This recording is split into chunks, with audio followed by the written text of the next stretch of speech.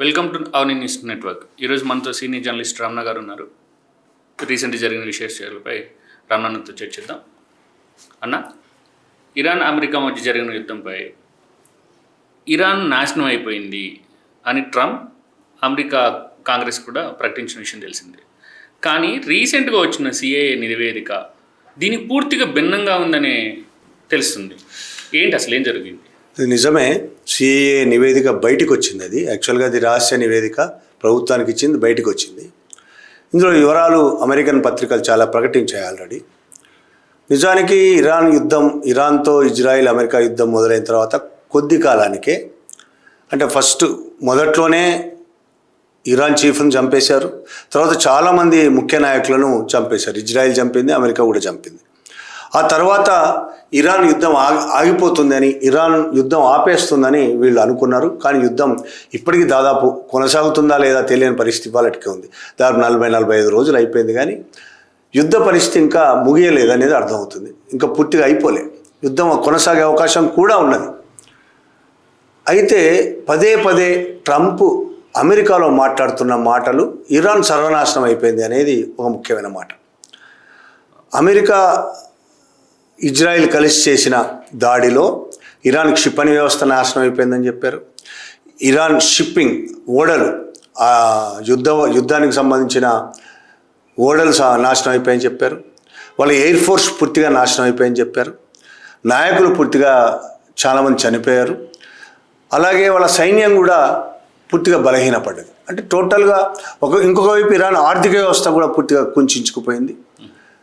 అక్కడ ప్రజలు కూడా చాలామంది తిరుగుబాటు చేస్తున్నారు. ఇది ట్రంప్ ఇచ్చిన రిపోర్ట్.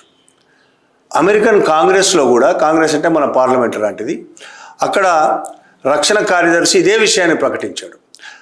అమెరికా రక్షణ మంత్రి హేగెల్ కూడా ఇదే ప్రకటన చేశాడు. మొత్తం అయిపోయింది. ఇక ఇరాన్ దగ్గర అణు ఆయుధాలు ఉన్నాయి, లేకపోతే అణు ఆయుధాలు తయారు చేస్తుంది, ఆ అణుశక్తి ఉంది దాని దగ్గర అని ప్రచారం చేస్తూ వచ్చారు.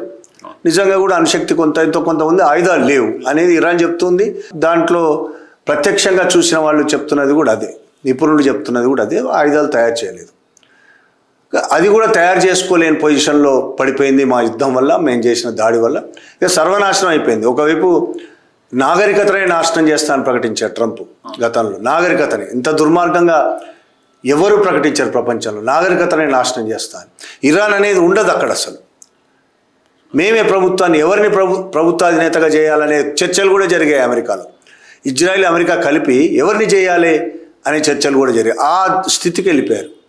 ఆ పరిస్థితుల్లో ఒకవైపు అమెరికన్ ప్రజలు చాలామంది నమ్మటం లేదు, ట్రంప్ చెప్తున్న మాటలు నమ్మటం లేదు. ఎందుకంటే చాలా శవాలు, అమెరికన్ సైన్యం శవాలు వచ్చినాయి పెట్టెల్లో, శవపేటికల్లో వాళ్ళ శవాలు వచ్చినాయి సైన్యం. అదే కాకుండా ప్రపంచవ్యాప్తంగా ఇప్పుడు పెరిగిన ఇంటర్నెట్ సౌకర్యాల వల్ల కూడా అక్కడ ఏం జరుగుతుందో తెలిసిపోతుంది ప్రతి ఒక్కళ్ళకి. ఇజ్రాయిల్ ఏ విధంగా నాశనం అయిపోతుంది, ఇజ్రాయిల్ మీద దాడులు ఎలా చేస్తుంది ఇరాన్, అలాగే అరబ్ కంట్రీస్ మీద దాడులు ఎలా చేస్తుంది, అమెరికా స్థావరాలు ఎక్కడెక్కడైతే ఉన్నాయో అరబ్ కంట్రీస్లో వాటన్నిటి మీద దాడి చేసింది, అన్నిటి మీద టార్గెట్ చేసింది. అంటే ఒకవైపు ఇరాన్ నష్టపోతూనే అమెరికన్ బలాన్ని కూడా నష్టపరుస్తూ వచ్చింది.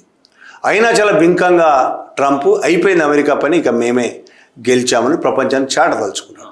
ఆ ప్రచారానికి భిన్నంగా సిఏఏ రిపోర్ట్ ఉంది. నిజంగా ఇప్పటికీ ట్రంప్ మాటలను నమ్ముతున్న చాలామందికి ఇది షాక్. కాంగ్రెస్లో ఆయన ప్రకటిస్తే రిపబ్లికన్స్ కూడా చాలామంది నమ్మలేదేమో, కానీ రిపబ్లికన్స్ అంటే ఆయన పార్టీ వాళ్ళు నమ్మలేదేమో, కానీ సిఏఏ నివేదిక వచ్చిన తర్వాత మాత్రం షాక్ అయ్యారు. నమ్మిన వాళ్ళు కూడా షాక్ అయిపోయారు. సిఐఏ నివేదిక ఏం చెప్పిందంటే, ఏవైతే క్షిపణి వ్యవస్థను మొత్తం నాశనం చేశారని ట్రంప్ చెప్పాడు. క్షిపణులు లేవు వాళ్ళ దగ్గర, తయారు చేసుకునే అవకాశం కూడా లేకుండా దాన్ని కూడా ధ్వంసం చేసాం, తయారు చేసే యంత్రాలను కూడా ధ్వంసం చేసామని చెప్పాడు కదా. 70% క్షిపణి వ్యవస్థ, క్షిపణులు తయారు చేసే ప్రోగ్రాం ఇప్పటికీ వాళ్ళు పునర్నిర్మించుకున్నారు. 70%. అంటే 70% వాళ్ళు నాశనం అయిపోయిన మొత్తం క్షిపణి వ్యవస్థలో వాళ్ళు నాశనం అయిపోవడం అంటే క్షిపణులు చాలా ప్రయోగించారు వాళ్ళు ఇరాన్ మీద, ఇజ్రాయిల్ మీద, మిగతా కంట్రీస్ మీద. ఏదైతే నాశనం అయిందో అందులో 70% దాదాపు నాశనం అయిపోయిన 70%, దాదాపు 42 స్థావరాలలో ఎక్కడైతే క్షిపణులు దెబ్బతిన్నాయో 42 స్థావరాల్లో 70% పునర్నిర్మించుకున్నారు. అంటే దాదాపు మొదటికి వచ్చారు మళ్ళీ వాళ్ళు.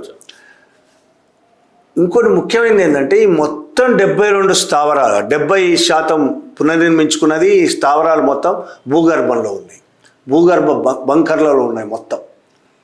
కాబట్టి అమెరికా వాటిని ఏం చేయలేదు అనేది అర్థమవుతుంది.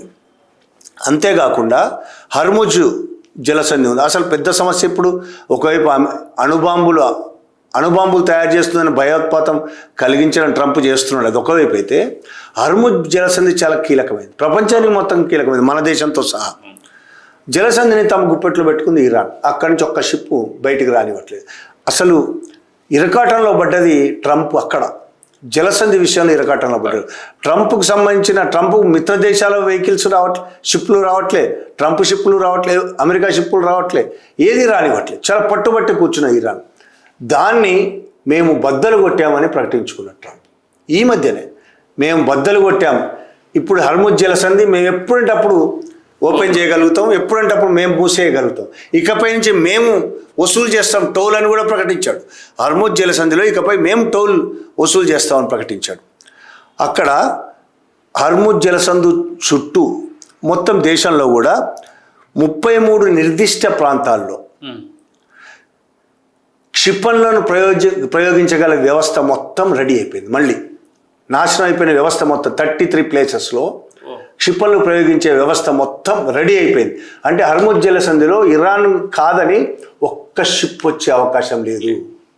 అలాగే యుద్ధ షిప్పులు అక్కడ మోహరిస్తానని అమెరికా అంటుంది కదా, అక్కడికి వెళ్ళే ఛాన్స్ లేదు అసలు. ఇప్పుడు అమెరికా హర్ముజ్ జలసంధి దరిదాపుల్లో కూడా చేరే పరిస్థితి లేదు, చేరగానే అటాక్ చేసే పరిస్థితి ఉంది ఇరాన్. అంటే ఇంత నాశనమైంది చెప్పుకుంటున్న వీళ్ళు 30 ప్రదేశాల్లో హర్ముజ్ జలసంధి పక్కన ఉన్న 30 ప్రదేశాల్లో రెవల్యూషనరీ గార్డ్స్, అంటే వాళ్ళు అతి ముఖ్యమైన సైన్యం, రెవల్యూషన్ గార్డ్స్ గతంలో కంటే కార్యకలాపాలు పెంచారు. మొత్తం నాశనం అయిపోయింది అన్నారు కదా, గతంలో కంటే కార్యకలాపాలు పెంచడం వల్ల దానికి చాలా జలసంధికి చాలా దూరం వరకు అటు ఇటు ఏ యుద్ధ నౌక కూడా వచ్చే సమస్య లేదు, వచ్చే అవకాశం కూడా లేదు.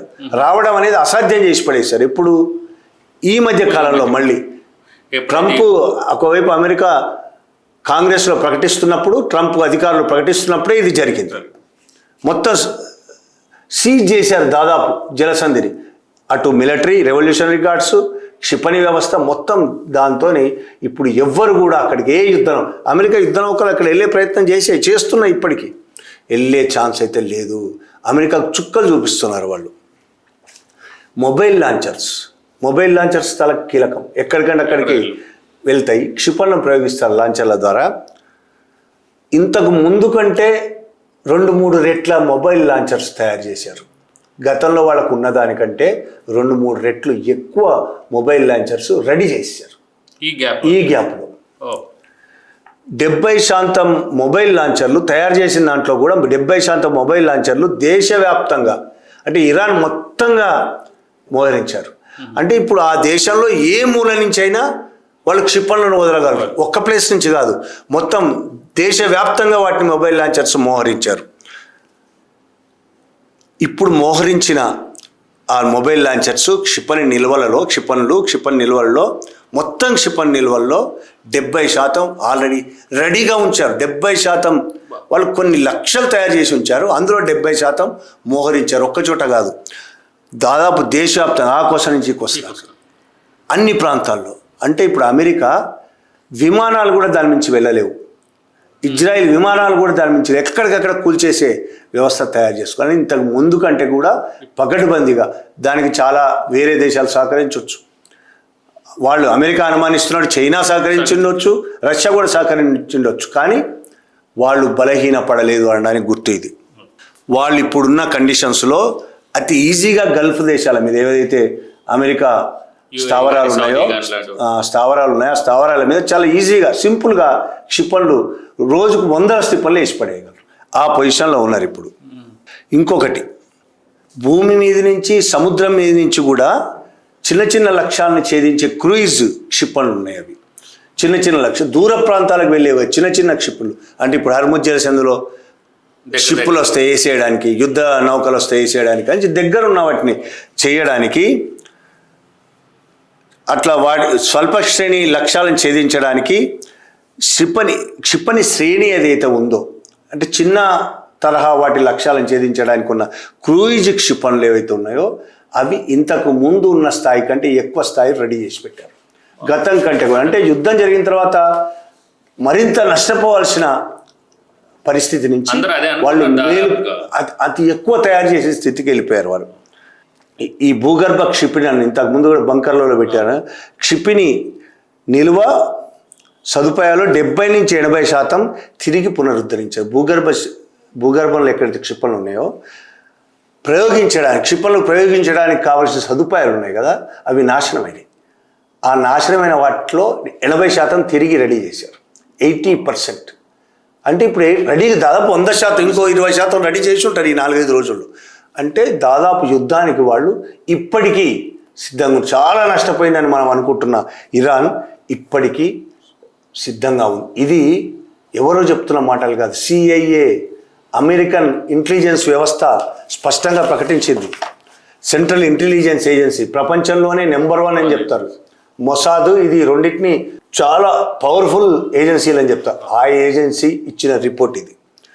ఆ రిపోర్టు గూఢచర్యంతో సాధించిన రిపోర్టు, లేదు ఉపగ్రహ చిత్రాలు, ఇతర నిఘా, అనేక రకాలుగా తయారు చేసిన రిపోర్ట్. అది చాలా పర్ఫెక్ట్ రిపోర్ట్. ఆ రిపోర్ట్ ట్రంప్కి ఇచ్చింది.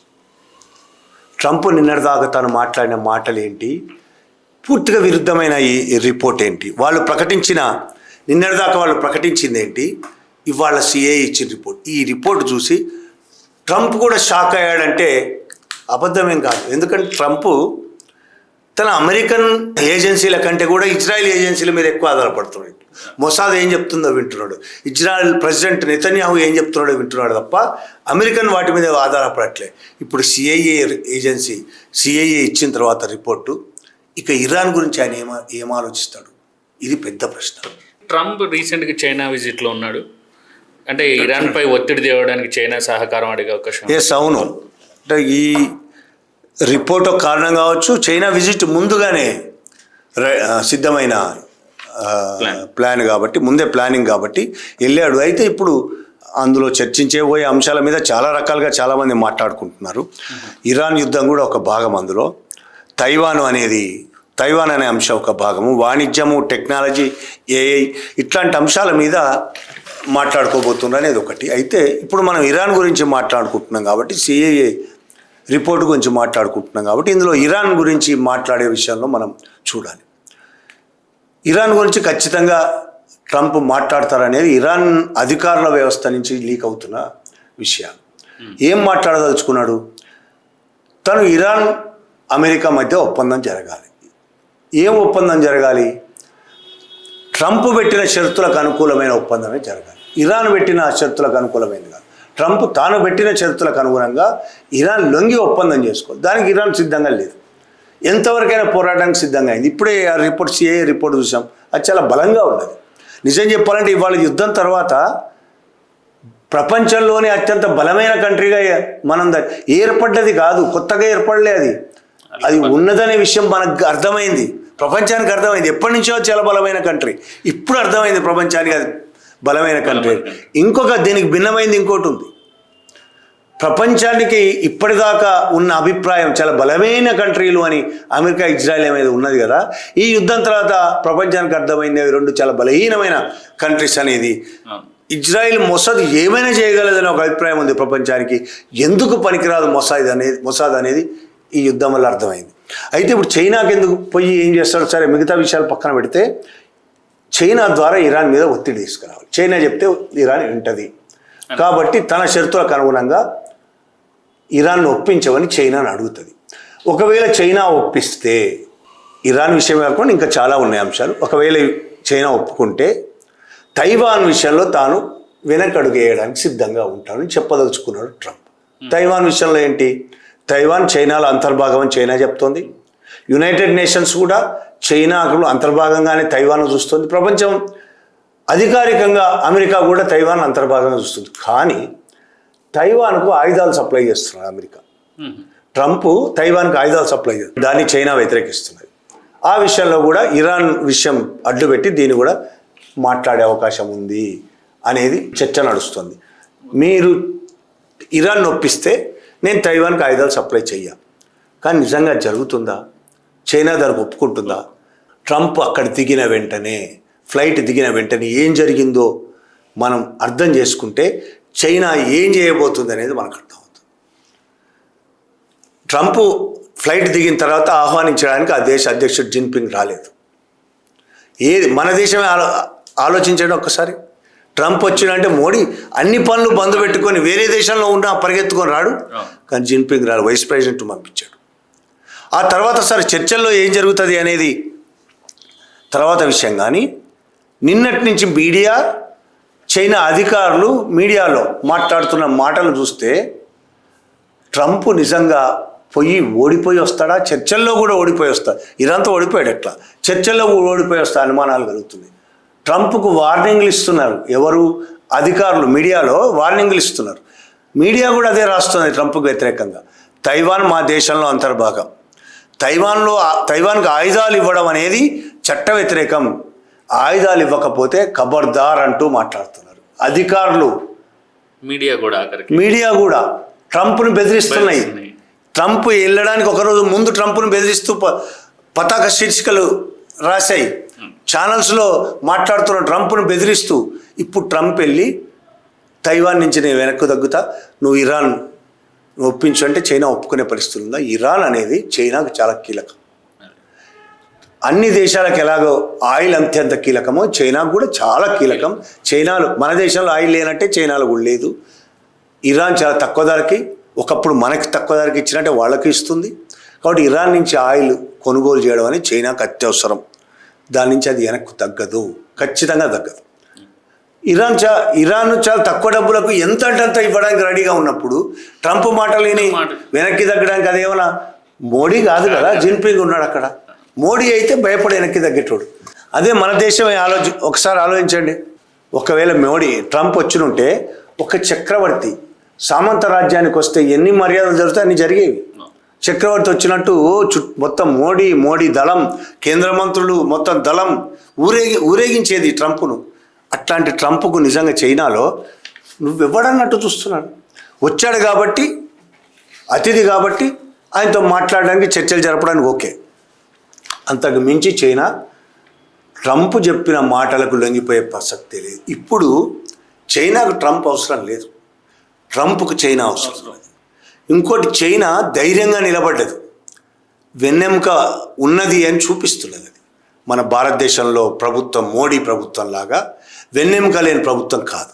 ట్రంప్కు వణికిపోవడానికి అది మోడీ కాదు, జిన్పింగ్ మోడీ కాదు. అది ప్రస్తుత పరిస్థితి. చైనా ఒప్పుకుంటుందా ఇరాన్ ఒప్పించడానికి, లేదంటే ట్రంపే చైనా చెప్పినట్టల్లా తలాడించి వస్తాడా అనేది 2-3 రోజుల్లో బయటపడుతుంది. ఓకే అన్న, థ్యాంక్ యూ.